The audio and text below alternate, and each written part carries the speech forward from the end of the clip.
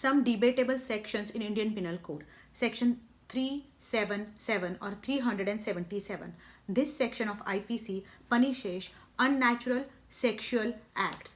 Okay, so what is there in section 377? Carnal intercourse with any man, woman, or animal shall be punished with imprisonment for life or with 10 years of imprisonment, and also liable for fine. So what is the punishment? Life imprisonment or 10 years of punishment and fine. Okay, so this is the punishment.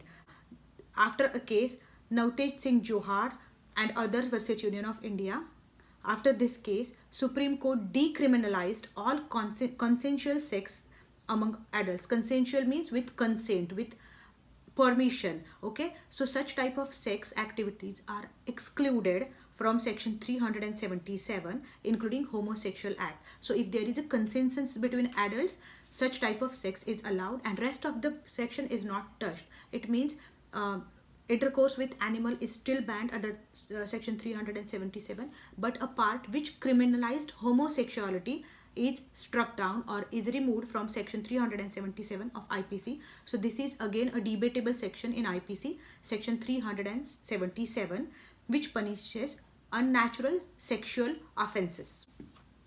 Next debatable section in IPC is section 309 or 309 of Indian Penal Code, attempt to commit suicide.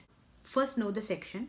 Whoever attempts to commit suicide, okay, or tries to kill himself and does any act towards the commission of such offense shall be punishable with simple imprisonment for a term which may extend to 1 year, or with fine, or with both. So what is the punishment?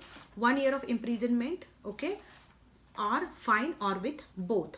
So section 309, by which attempt to commit suicide is made punishable. Why section 309 is debatable?